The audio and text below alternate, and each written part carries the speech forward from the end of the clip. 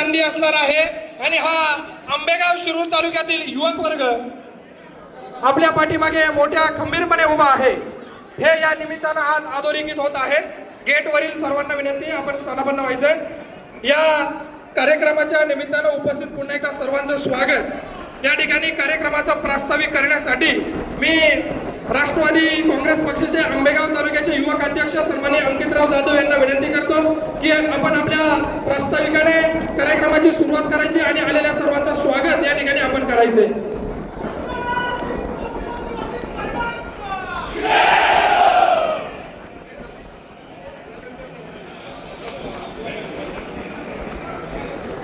राष्ट्रवादी काँग्रेस पक्षाच्या आजच्या युवक विद्यार्थी आणि युवती मेळाव्याच्या निमित्ताने व्यासपीठावरती उपस्थित आपल्या सर्वांचं दैवत महाराष्ट्र राज्याचे सहकार मंत्री माननीय नामदार दिलीपरावजी वळसे पाटील साहेब,